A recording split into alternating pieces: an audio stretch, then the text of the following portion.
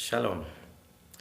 En la Parashá Kitabó del capítulo 27 del libro de Deuteronomio, el Eterno le ordena a Moisés que una vez que atraviesen el Jordán, se debe de tener piedras grandes, las cuales deberán revestir de cal, y en ellas escribir todas las palabras de esta ley, así lo establece el mandamiento del Eterno.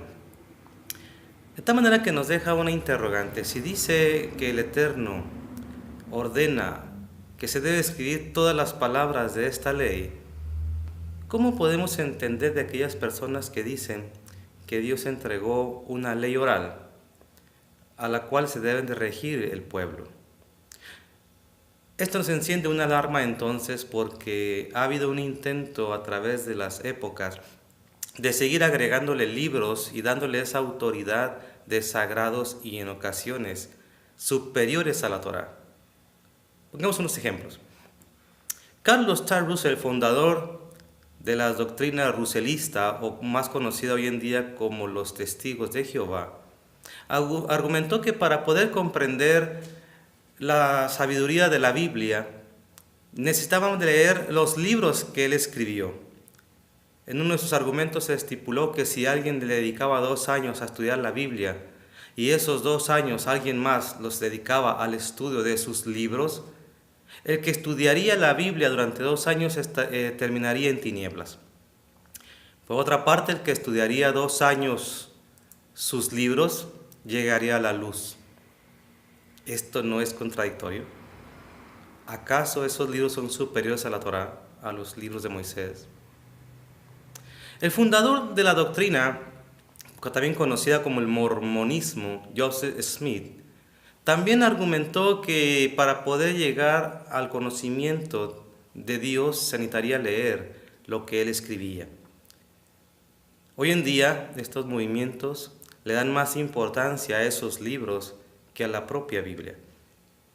Dentro del judaísmo también encontramos casos como estos, que para poder encontrar la sabiduría de Dios hay que leer la Kabbalah, hay que leer la Halajá, libros y más libros extra bíblicos. ¿Qué no nos dice Dios que nos ha entregado su sabiduría? Que si leemos y servimos a Dios, seríamos conocidos como un pueblo sabio. Entonces, ¿por qué de estas personas que están a través de los siglos inventando este tipo de cosas? Son algunos ejemplos que podemos ver cómo violentan las Sagradas Escrituras. Quizá usted se pregunte, bueno, ¿y por qué entonces tenemos otros libros como Ruth, Esther, los Salmos? Aún nosotros como mesiánicos, los libros conocidos como el Brit Hadashah o el Pacto Renovado o Nuevo Testamento. Todos estos libros, de hecho, ninguno de ellos está violentando lo decretado por Dios, sino todo lo contrario. Todos ellos se sujetan y se someten a la autoridad de la Torá. Ninguno de nuestros profetas, los salmistas, proverbistas, ninguno habló en contra de la Torá. Ninguno. Todo lo contrario. Vea usted, por ejemplo, el Salmo 119, una verdadera escritura hermosa donde elogia a los mandamientos de Dios. Los proverbistas también enseñaban esto, que es sabio el que se hace de oídos abiertos a Dios. Es necio el que cierra sus oídos a Dios. ¿Qué podemos decir del Brit Hadashah, o el conocido como el Nuevo Testamento? Ninguna de las palabras de nuestro Señor Yeshua fue en contra de las Sagradas Escrituras. Todo lo contrario, siempre fue en esa defensa de explicar y que las personas deben de someterse a la autoridad de la palabra de Dios. Pongamos un ejemplo. Usted ha de haber escuchado que dijo el Señor: yo no vine a violar la ley que está en Mateo 5.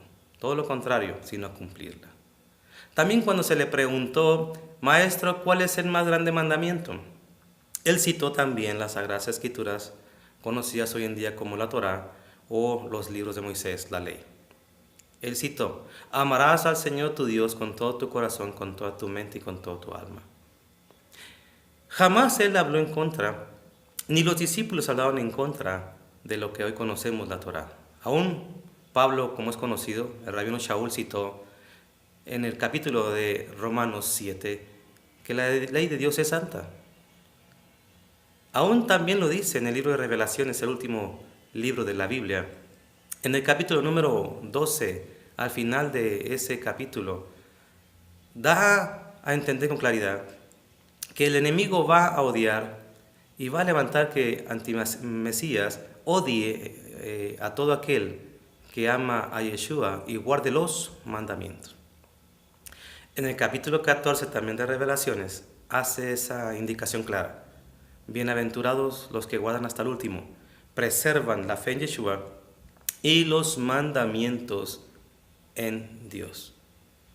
A diferencia de los otros libros que pretenden encontrar la sabiduría, la verdad, el misticismo y que nos empiezan a alejar de la Torá, los libros que acabo de citar, desde Josué hasta Malaquías, desde Mateo hasta Revelaciones, de hecho nos encaminan a regresar a la Torá, a que nos arrepintamos de nuestros pecados, que amemos la palabra de Dios, valoremos la palabra de Dios y desde luego hablemos de la palabra de Dios. Pongamos un ejemplo.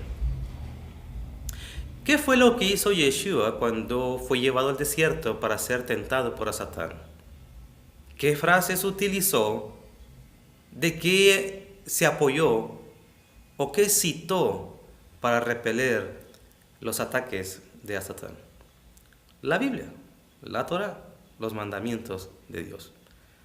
Entonces, podemos decir con certeza que los que hemos decidido regresar a la Torá, ahora comprendemos lo que nos dijo el profeta Oseas. En el capítulo 8:12 dice lo siguiente: les he entregado la grandeza de mi ley, pero la tienen como cosa extraña. Antes así la teníamos como cosa extraña. Hoy ya no. Hoy comprendemos y valoramos la verdadera sabiduría de Dios, la ley de Dios, la Torá. Te invito a que reflexiones en lo que te acabo de citar y te invito a que regreses a leer desde el libro de Génesis hasta el libro de Deuteronomio con calma y te darás cuenta que todo lo que encuentras a través de las Sagradas Escrituras desde Josué en adelante es solamente para exaltar los mandamientos de Dios, el poder de Dios y la sabiduría de Dios. Shalom.